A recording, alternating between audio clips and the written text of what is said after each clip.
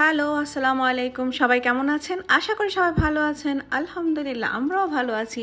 আর কয়েকদিন পরে ঈদ। ঈদের আগে আপনাদের দুলাভাইয়ের কি হলো? আমি শেষ। আমি শেষ। শেষ। ইব্রাহিমের কিপটামি এবং এই শেষ হওয়ার কাহিনী জানতে চাইলে এই ভিডিওর শেষ পর্যন্ত আমাদের সাথেই থাকুন। আপাতত আপনাদের কিপটা দুলাভাইকে সাইডে রেখে আমরা এখন কথা বলি পোল্যান্ডে আমরা কিভাবে রোজা পালন করি। পোল্যান্ডের রোজাটা আর যদি বাংলাদেশের রোজাটা আমরা কম্পেয়ার করি, এটা অনেক রাত দিন পার্থক্য বলা যায়।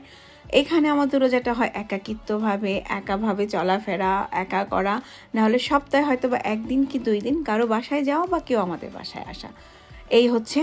আর এবার আমরা কি করেছিলাম, রোজার শুরু হওয়ার আগেই আমরা বাচ্চাদেরকে নিয়ে একটা ছোট্টখাট্ট ওয়ার্কশপ করেছিলাম, যাতে বাচ্চারা বুঝে একটা ফেস্টিভ্যাল আসছে অ্যান্ড ওরা আমাদেরকে বিভিন্ন প্রশ্ন করতে পারে রোজা সম্পর্কে, আর আমরা ওদেরকে আনসার করি যাতে ওরা ওদের আগ্রহটা আরও বাড়িয়ে ফেলে।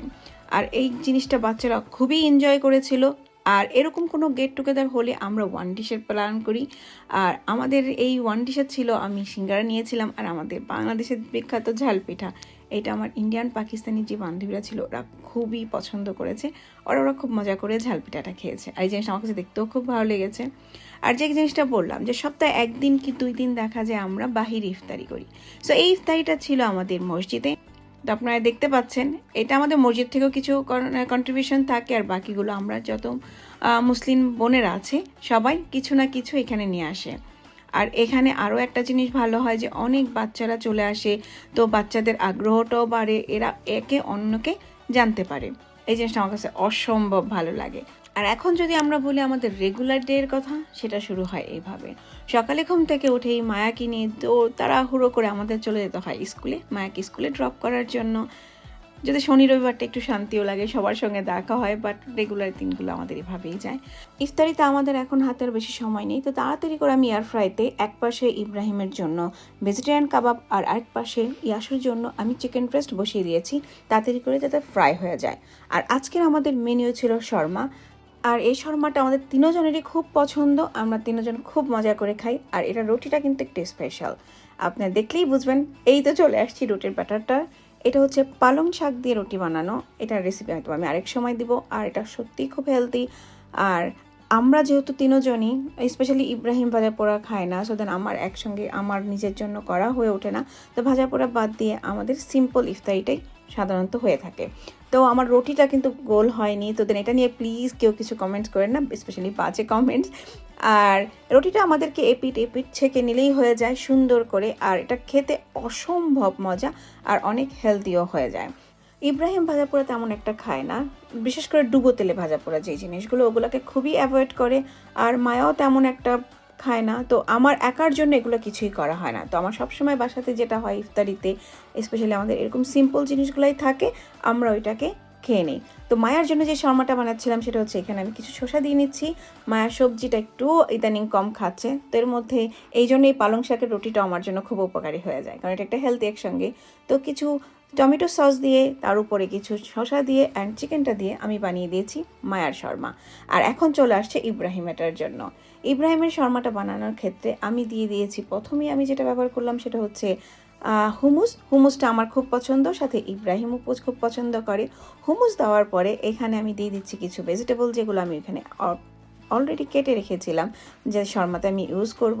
এর মধ্যে আছে, আপনাদের ইচ্ছে মতো আপনারা ব্যবহারও করতে পারেন, এর মধ্যে আছে হচ্ছে ক্যাপসিকাম, তারপর আছে কিছু অ্যাভোকাডো।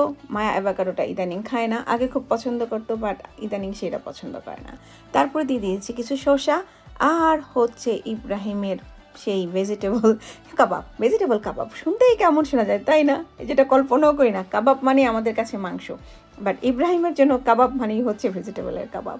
তো এটা যে যতটুকু আমার মনে আছে, এটা হচ্ছে সয়া সস দিয়ে বানানো, সয়া দিয়ে বানানো। আর তার উপরে দিয়ে দিচ্ছিলাম কিছু লেটুস পাতা, আর এটাকে আমি সুন্দর করে ফোল্ড করে নিচ্ছি। আর এই খাবারটা হচ্ছে ইব্রাহিমের খুবই পছন্দের, বাট সামহাও ইব্রাহিম আজকে যে সুন্দর করে আমি ওকে ফোল্ড করে দিয়েছিলাম, ইব্রাহিম সেটা খুলে ফেলছে। কিভাবে খুলছে আমি জানি না।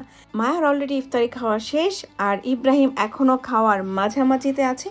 এমনও অনেক সময় হয় যে ইব্রাহিমের সকালের নাস্তা খেতে বসছে, আমাদের দুপুরের খাবার সময় হয়ে গেছে, তারপরে ইব্রাহিমের সকালের নাস্তা শেষ হয় না, কারণ তার পছন্দের পার্ট হচ্ছে খাওয়া আর একসাথে কথা বলা।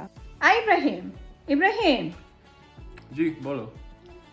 এই তুমি নাকি মৌকে ঈদের সালামি হিসেবে শপিং করে দিছো? মৌ জোর করে 5,000 টাকা শপিং করছে। তোমার মতো কিপটার কাছ থেকে মৌ 5,000 টাকার শপিং করছে? পোল্যান্ডে বসে যদি তুমি এক শালিকে 5,000 টাকার শপিং করে দিতে পারো, তাহলে কিন্তু এখন বাকি শালাশালি যারা আছে বাংলাদেশে আর পোল্যান্ডেও, তাদের শপিংও তোমার করে দিতে হবে।